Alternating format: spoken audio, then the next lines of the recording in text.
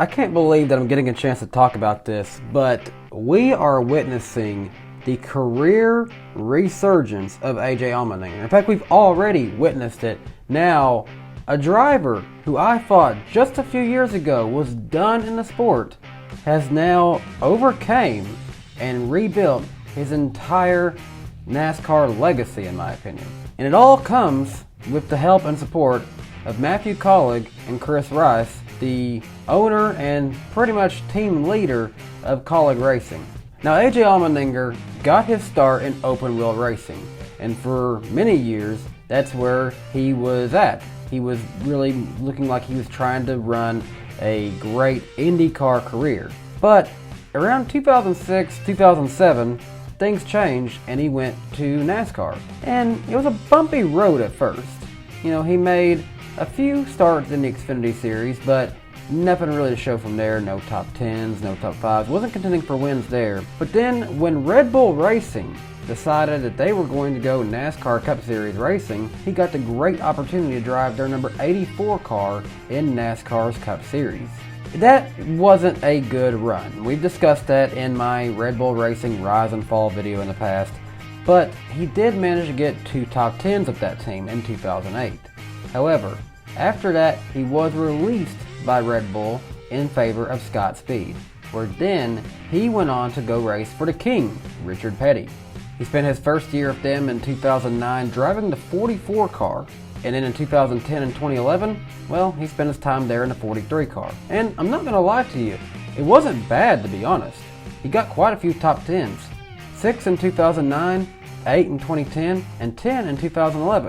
And then he got a top 5 in 2009, 2011, and 2 top 5s in 2010. Not only that, he actually got a pole award in 2010 at the Phoenix race. So AJ Allmendinger was actually looking much better driving for Richard Petty than he was for Team Red Bull. So after 2011, things had went south at Team Penske for Kurt Busch. In 2012, AJ Allmendinger was tasked to be the driver of the number 22 Shell Pennzoil Dodge. Things started off looking pretty good for them, actually. He managed to get the pole award at Kansas, had quite a few other good qualifying efforts. 4th at Richmond, 2nd at Talladega, 2nd at Bristol. I mean, he was looking very competitive, and he even managed to score 3 top 10s and 1 top 5. But midway through the season, things went pretty bad. He ended up being suspended by NASCAR. On July 7, 2012, AJ Allmendinger failed a random drug test by NASCAR and was suspended from being able to compete in the Coke 0400 at Daytona. NASCAR Senior Vice President Steve O'Donnell said that AJ Allmendinger had up to 72 hours to request a B test be taken from that drug test. AJ Allmendinger ended up requesting the B sample test on July 9th. That was 2 days after failing that random drug test. On July 24th, 2012, the results from that B sample test did come in, and NASCAR ended up suspending AJ Allmendinger indefinitely after that B sample tested positive for a banned stimulant, which was revealed to be an amphetamine. Now, that's not saying that he was doing methamphetamines, but it was proven to be something that was banned by NASCAR.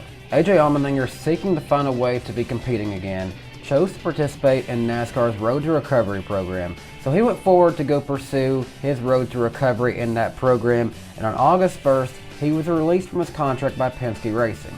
Sam Hornish Jr. ended up replacing AJ Allmendinger in number 22 for the remainder of that season, and of course Joey Logano would go on to race that the following years. AJ stated later that the cause of the positive testing was Adderall that he had been unknowingly taking. He was being told it was just an energy pill. That's according to AJ's words. On September 18th, after completing his Road to Recovery program, AJ Allmendinger was reinstated by NASCAR. Now, while 2012 had a very bumpy spot there in a year, his season was far from over. In October 2012, AJ Allmendinger returned to NASCAR at Charlotte Motor Speedway driving for Phoenix Racing. He was actually substituting for Regan Smith, who had been hired by Hendrick Motorsports to go drive the number 88 for Charlotte and Kansas, while Dale Earnhardt Jr. was dealing with a concussion that season. Things were not entirely over for AJ either after 2012. In 2013, I guess the relationship with Penske was still there a little bit. He actually got the chance to make 2 Xfinity Series starts for Penske Racing in the number 22 on road courses, which would go on to be, well, really AJ's bread and butter from that point on. At Road America in 2013, he started first, he finished first. At Mid-Ohio that season, he started second, he finished first. He went 2 for 2 driving for Penske in the Nationwide Series that season. Meanwhile, he was still looking for those part-time Cup opportunities, and he did get to make those with Phoenix Racing that season, and admittedly, didn't do terrible, all things considered, with the cars they were running. Actually had a few top 15 runs in there, and overall, I think it was pretty good for the cars he was driving. But a little bit later on, things happened, and he was invited by JTG Daugherty Racing to race for them. At Watkins Glen in 2013, he managed to get a top 10 driving for them after starting 4th in the 47.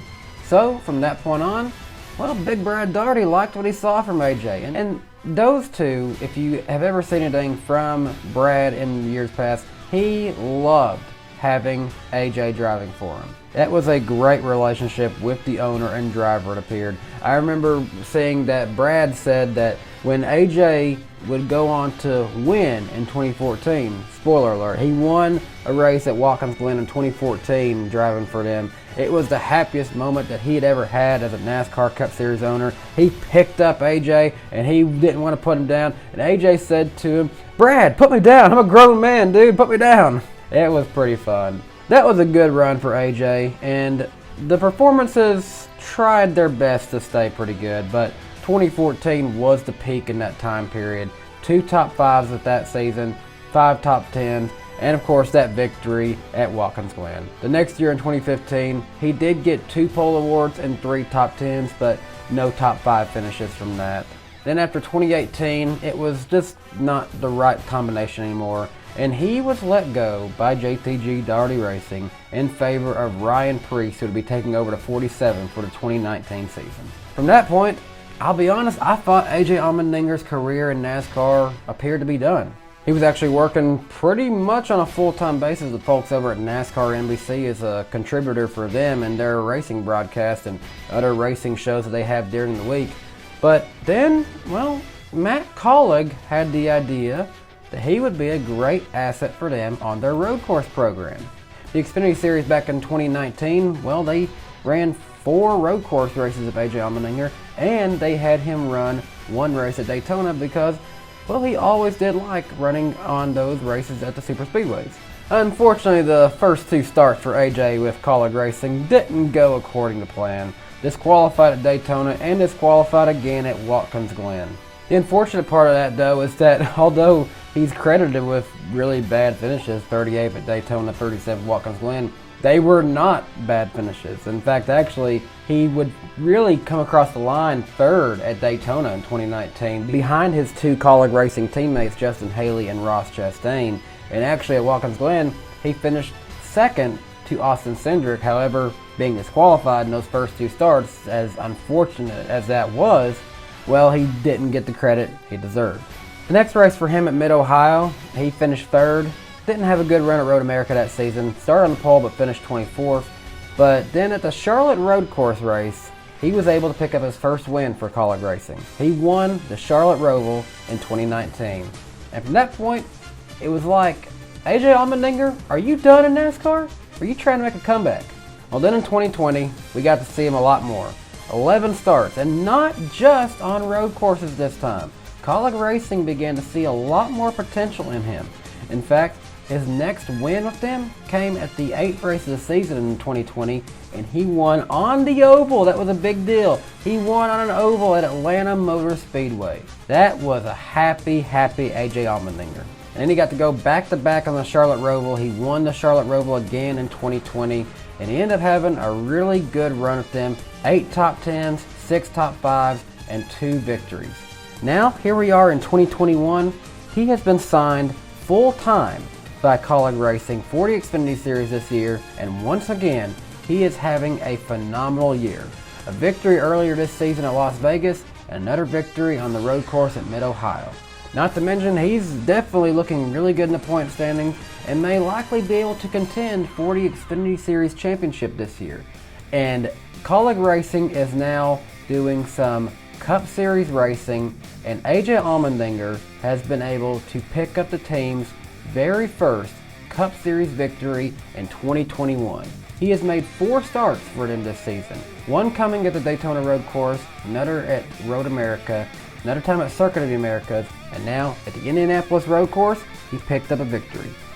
4 starts this season, and he has had 3 top 10s, 2 top 5s, and of course, the team's first victory. They got to kiss the bricks, and now AJ Allmendinger, a guy who I counted out back at the end of 2018. I don't know that he's not done full-time Cup racing at this point. College Racing has announced that they are going to be fielding 2 full-time Cup Series cars next year. Justin Haley will be driving one of those cars full-time, and I think at this time there is a plan for part-time entries in the second car.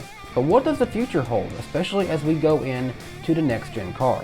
With so many road courses on the Cup Series schedule, could AJ Allmendinger perhaps be a guy that College Racing wants to have full-time on their Cup Series program?